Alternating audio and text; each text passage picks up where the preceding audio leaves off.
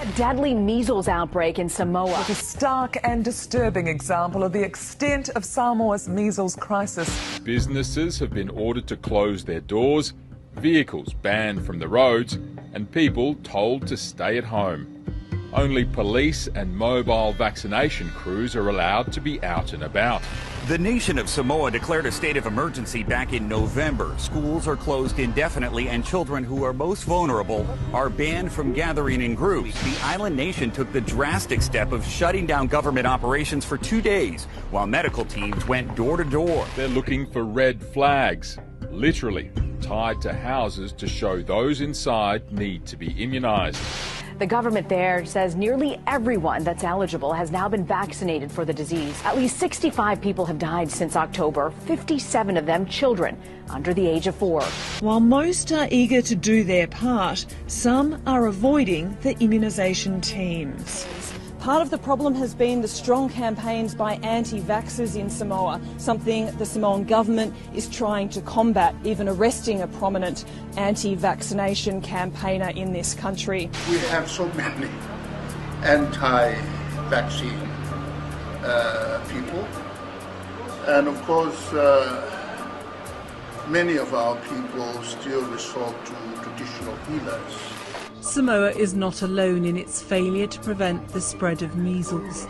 The World Health Organization is reporting a 3-fold global increase in cases. This is a really important lesson to show how important vaccines are to keep a population and to keep people safe from preventable diseases. That's all the media really cares about. But they're missing really, really important story points that may affect the future of this planet. And how are we going to protect ourselves if the media is bought and owned by the pharmaceutical industry and missing all of the obvious questions that we should be asking? So let me start with the first question everyone should be asking. And it's this: why is this the most deadly measles outbreak that we've seen reported in decades? Let me make this clear. There are children and people dying in Samoa of measles. That is a bad thing. I'm not happy about that. It's scary, it's terrifying, and it really goes against the actual numbers, what we know to be true about this disease. Let me make this perfectly clear. In the United States of America, the CDC has been documenting how measles affects us, the death rates, for years and years and years. So right now, I want to go back to prior to the existence of the vaccine. Let's look at 1960, what the CDC was reporting as the death rate of measles. I want to start right here. The death rate of measles in 1960, in their own report, 1940 to 1960, they said there would be about 3 to 4 million cases every year of measles in America. Remember, it is highly infectious. A lot of people got it, and everyone that did went on to have lifelong immunity. And out of those 3 to 4 million people that were reported to be getting the measles, roughly 500 would die. They sort of generalize these things. We don't really know if it was actually 3 to 4 million, could have been 5. How was the reporting? Were we guessing? It's a lot of things in there, but this is the statistics that our entire vaccine program is built around. 3 to 4 million get the measles, and about 500 would die. So roughly 1 in 10,000. We can get, if we want to split hairs, maybe 1 in 7,000, 8,000 people would die that got the measles. Remember, there's hundreds of millions of people, so we're not really even talking about the actual death rate in the population. It was like 0.0000, something like that. But when we talk about 1 in 10,000, it's a significant number, but not a terrifying number. There's many, many things that kill us at 1 in 10,000 we never bother with. But here's the problem. In Samoa, the death rate is not 1 in 10,000. It's not 1 in 1,000. It's not 1 in 100. The death rate right now in Samoa is 1 in 67. I want you to wrap your head around that. 1 in 67. That means this measles outbreak, whatever's causing it, is 100 times more deadly than the measles outbreaks that affected America before there was ever a vaccine. 100 times more deadly. Have you heard anyone on CNN tell you that? Is anyone on Fox talking about that? Why aren't we asking the question, why is this measles outbreak killing people at 100 times the level of anything we've seen since there was a vaccine program. That's question number one. And so let's dig in further. What would possibly be the reason people are dying at 1 in 67, up 100 times? Well, the first question any decent reporter would ask, right, is, well, is it medical malpractice? Because what happens? These people get the measles. They go to their doctor. They say, I have the measles. My child has the measles. They're really sick. And the doctor takes care of them. In fact, we know that the World Health Organization has flown into Samoa. They're all over Samoa. Supposedly the best scientists and doctors in the world are in Samoa trying to handle this outbreak. And while they're there, under the care of the best scientists and doctors in the world, the death rate of a trivial childhood illness that in America, we had sitcoms that would giggle about all of the Brady Bunch family getting the measles. In this case, it's extremely, extremely deadly. So these people are going to the supposedly best WHO scientists in the world, and they're dying at rates that we've never seen. So is this a case of medical malpractice? It may be, because the reports coming out, by the way, not very good reporting. We're not getting many reports out. But the reports we are getting, what we're hearing is that in order to treat the measles, here's what they're doing. They're giving them fever reducers, acetaminophen. They're putting babies on fever reducers. Whether or not that's a good idea, there's science that's looked at that. It's across the board. Some say it's super dangerous. Others say it's not. Either way, you're knocking down the fever in a baby and children that have the measles. Second, they're giving out antibiotics. We are hearing reports that they're giving out antibiotics like candy. Antibiotics, antibacteria is what we are dealing with. This is a virus. This is a viral infection, not a bacteria infection. You don't give an antibiotic to someone who has a viral infection because look at what the science says. Here's why antibiotics may give viruses a leg up. The reason is that antibiotics wipe out the gut microbiome, and then in this weakened microbiome somehow impairs your immune system. There's someone that sounds like they might know what they're talking about. Why isn't he in Samoa? And why is the World Health Organization, the best scientists in the world, handing out antibiotics like crazy, like candy, as it's being reported? Not a very good idea. And it's actually not what you're supposed to be giving someone that's having a viral infection. So, grounds for malpractice, and the children are dying. One other thing, we're getting reports that they're giving measles vaccines. We've heard them describe measles vaccines as a medicine. Reports that people are saying it's a medicine, the MMR vaccine. It's not a medicine. It's a proactive, preparatory protection against future measles. When you have the measles, you don't want to inject a live virus vaccine into your body. And that's what they're doing. In fact, I'm not even sure that there's studies that have ever looked at what happens when you inject someone that already has the measles with a measles vaccine. So 3 things that they're treating that we're hearing coming out of there are really not actually the standard protocol that should be being used. And children are dying. People are dying at 1 in 67. In fact, let me just go through the exact infection rate. 4,693 cases currently infected. 4,693 cases in Samoa. So you looked at 132, and then really we didn't get a lot of information. Like, is anyone suffering from vaccine strain measles?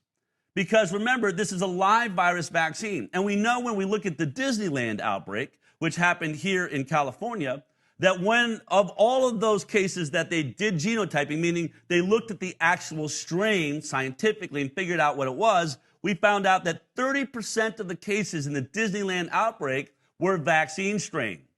Is that why they stopped genotyping in Samoa?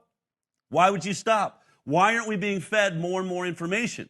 It's really curious. I'm just asking questions. I'm not making any statements. I'm saying, why did you stop genotyping and why aren't we getting more information? Why don't we know how many people are getting vaccine strain? Why don't we know how many people that are infected were actually vaccinated? Why is no one asking those type of questions? But let's look at what they have told us. What we're getting is some inkling that it's the D8 strain of measles. Okay, well, look what Stanley Plotkin, the living godfather of the vaccine program, has said about the D3 and D8 strains of measles. Take a look at this. Is there a correlate of protection for measles? Genotypes B3 and D8 are now circulating, and these viruses are not as well neutralized by antibodies to the vaccine genotype, i.e. genotype A, as by antibodies raised against the new strains. He's calling it a new strain. He's saying that D8 is a new strain. That's not my words.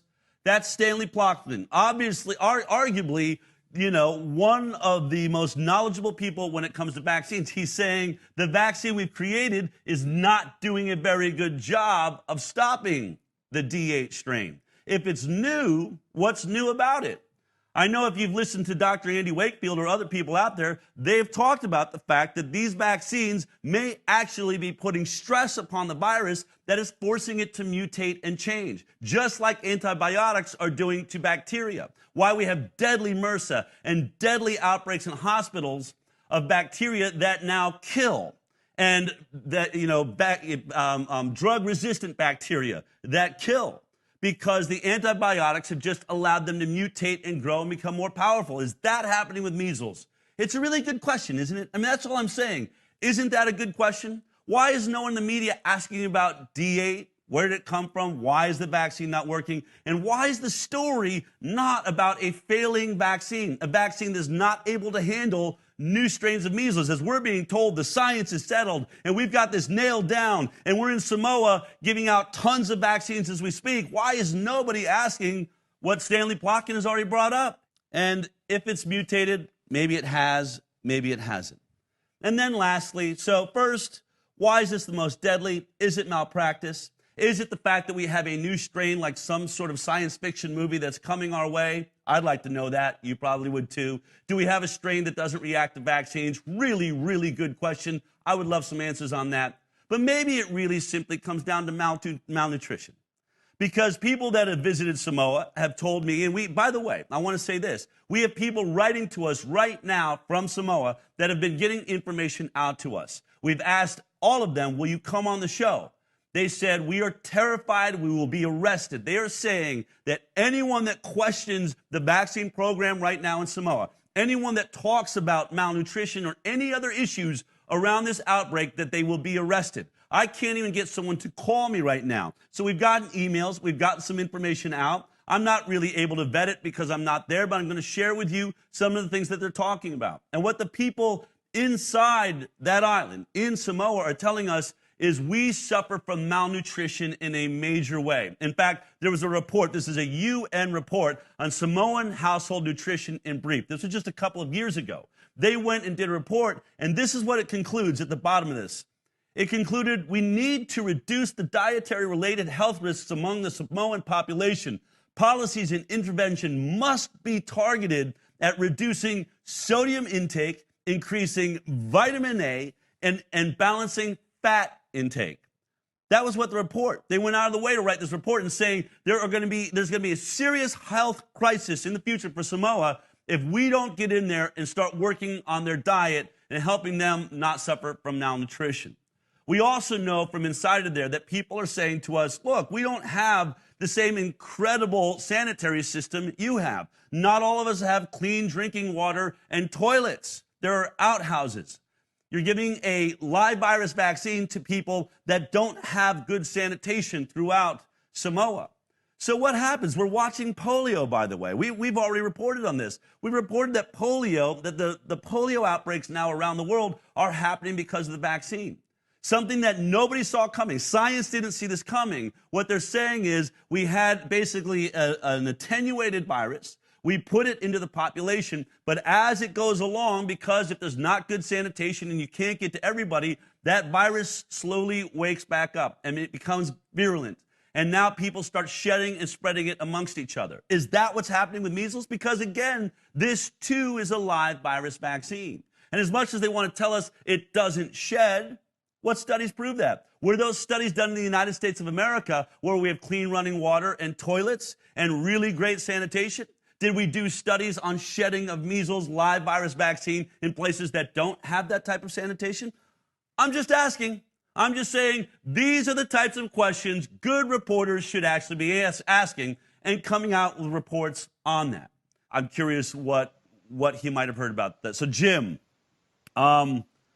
what were your interactions about when it came? And by the way, if I've if I've asked any incorrect questions, you're a doctor, I'm a journalist, I'm always the first one to say that. I always feel that my job is as defined by Thomas Jefferson in being the fourth estate, is to ask the uncomfortable questions. I'm trying to get to the answers. Am I asking any questions that are off base right now? No, Dale, as usual, you're nailing all the right questions. You've hit all of the big points that need to be asked and are not being adequately reported in the news media. And it's a real travesty that we're not getting better answers to these questions. I don't think you missed a single point. I'd like to add some color to some of those. Ask away. Well, first of all, you were in contact with Edwin. What were you talking about when you were interacting with him? Yeah, so I was put in contact with Edwin, who, by the way, I think is a hero in doing what he's trying to do to treat his countrymen and women and the children that were, quite frankly, they were afraid of what the medical establishment was producing in Samoa. They were afraid of the mistakes that had been made in the past. They were afraid that what they were seeing in their fellow countrymen was that children were getting treatment and suffering severely, including dying as a result of the medical treatment they were receiving. So when I was contacted, I was very careful about what kind of information I was going to provide. My main goal was to make sure that Edwin was doing something that had an evidence basis to it. Okay. And he was using World Health Organization protocols, and he was delivering evidence-based medicine in the form of vitamin A. He was actually reducing the dose relative to what the World Health Organization delivers. So he was within a safe range by all accounts and by all good science. And, vitamin C delivery has been in these kind of situations has been proven multiple times by lots of clinical research literature to be an effective protocol in just mitigating disease processes of all kinds, bacterial as well as viral infections. Was he, when he was interacting with you, was he concerned that he was going to be arrested? Was he sensing that this thing was becoming more and more extreme, more and more militant in that country? Yeah, Dale, he was. But he was determined to do, he was getting good results. I think from my correspondence with him that in about 22 children that he had provided vitamins to, they were recovering fully or rapidly as compared to what was happening by those treated by the medical establishment. And, I really want to kind of dig down into your first point about the medical malpractice. And because I think there's some real relevant points that need to be made here is we are, number one, the Edwin and I have another informant on the ground in Samoa that was verifying what Edwin was saying, which was that they are administering a standardized protocol. They're vaccinating acutely infected, measles-infected children with the MMR vaccinating them vaccine while they're infected, actively infected, and they are administering a vaccine that not only contains a type A strain virus, but it also includes the mumps and the rubella live viruses. So they're injecting into these children that are acutely infected. And you need to understand that the measles virus, one of the ways that it works is that it suppresses the immune system. It attacks, hijacks, and suppresses the immune system in a way that leaves that individual susceptible to infections of all kinds, viruses and bacteria. So you got acutely infected, immunosuppressed patient that's getting multiple live virus vaccines at the same time that they're also getting prophylactic antibiotics, which will absolutely disrupt the gut microbiome. It will absolutely change the liver metabolism and change a lot of liver function in these children at the same time that liver is being impacted by acetaminophen. They were administering Panadol, which is a form of acetaminophen that we know has serious problems when it's used during an acute infection, because one of the things that acetaminophen does is it depletes the body's glutathione levels. Glutathione is produced in the liver. It's the master antioxidant in the body.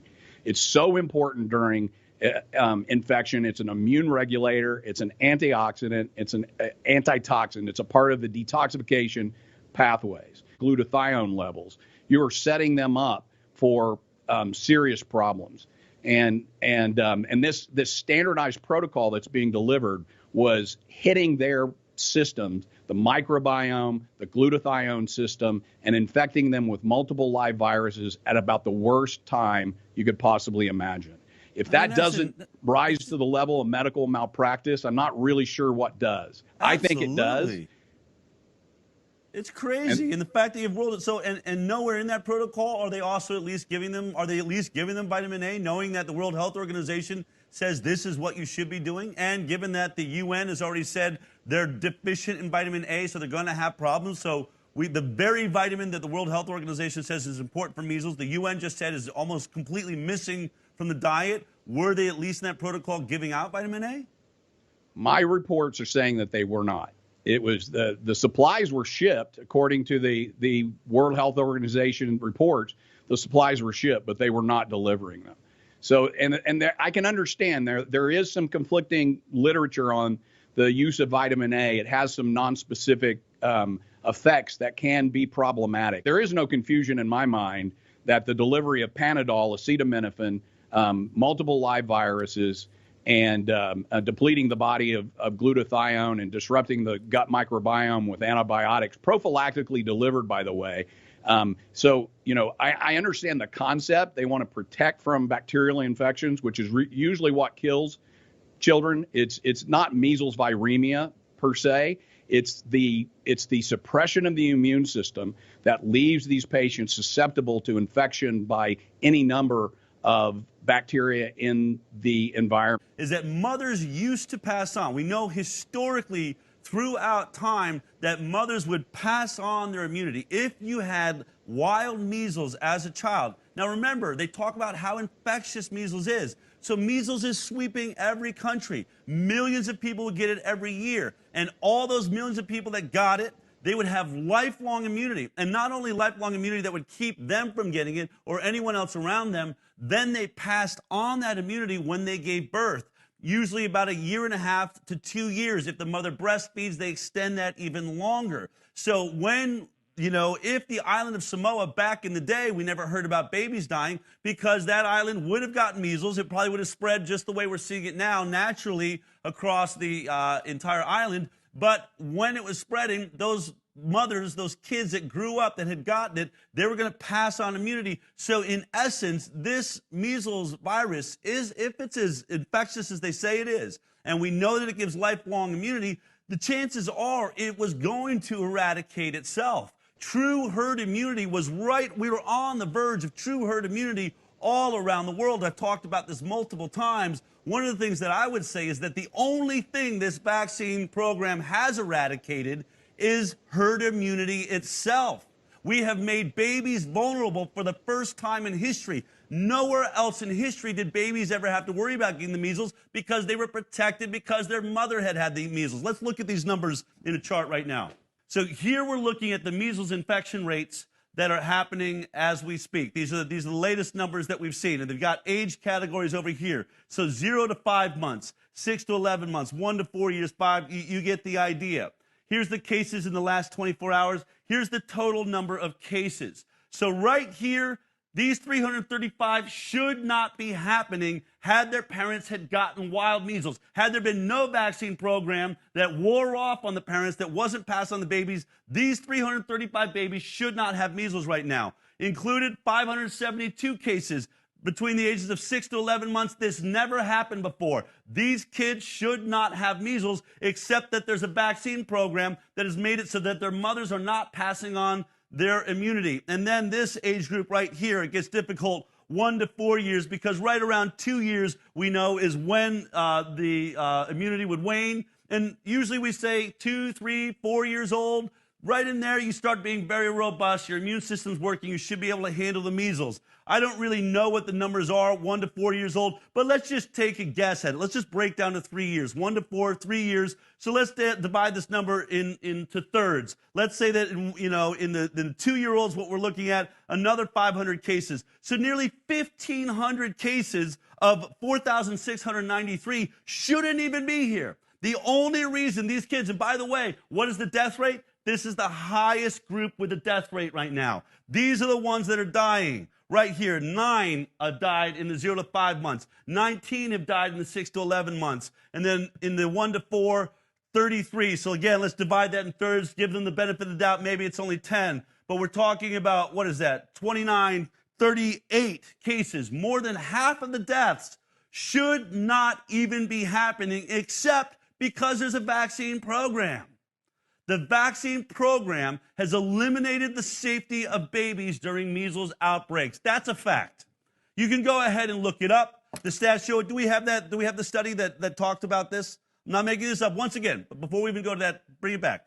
Before we even go to it right now, let me remind you, all you have to do, if you want to test me on this, I am totally transparent. I'm only showing you when you actually do research what you find. So if you want to see this research, if you want to see these studies, all you have to do right now is type ICAN into your comments right now, and we'll provide you with all the science that we're showing you. You can look at the peer-reviewed science, where it came from, very reputable places, World Health reports. All of that is coming to you simply by typing ICAN. If you're watching on YouTube or on our website, on our website, thehighwire.com, then text us 33222 and write ICAN in your text message, and we'll send you all that information. But